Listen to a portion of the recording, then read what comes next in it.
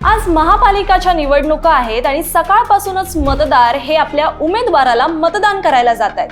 पण यातच एक प्रश्न, एक मुद्दा उपस्थित झालाय, तो म्हणजे मतदारांच्या हातावरती दिलेल्या शाईचा.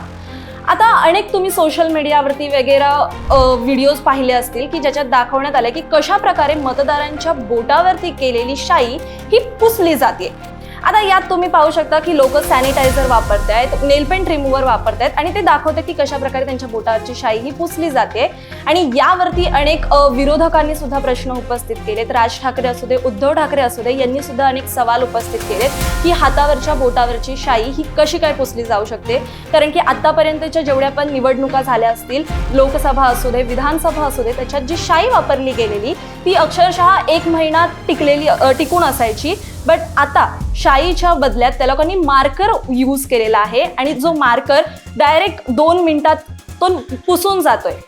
तर हेच मी सुद्धा ट्राय करून पाहिलं, आमच्या अनेक सहकार्यांनी सुद्धा ऑफिसमधल्या ट्राय करून पाहिलं की खरंच बोटावरची शाई ही पुसली जाते का, आणि तेच तुम्हाला सत्य मी आता दाखवणार आहे.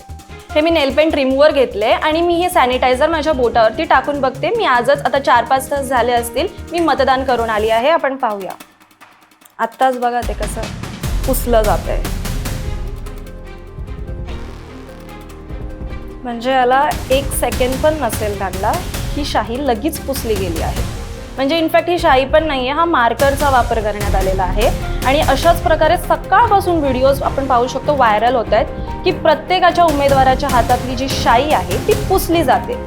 आता यावरती मला काही कोणावरती आरोप वगैरे नाही करायचा आहे. इनफॅक्ट आमच्या ऑफिसमधल्यांनी पण खूप जणांनी आज सकाळपासून मतदान करून आले, त्यांनी सुद्धा ट्राय करून पाहिले की त्यांच्या बोटावरची शाई पण ही लगेच पुसली गेली आहे. आता यावरती लोकच समजूतदार आहेत की शाई पुसली गेल्याने पुढे काय काय गोष्टी होऊ शकतात. यावरती मला कोणावरतीच आरोप वगैरे नाही करायचा आहे. त्यामुळे तुम्ही हुशार आहात, तुम्हीच समजून जा की या शाई पुसल्याने काय होऊ शकतं पुढे.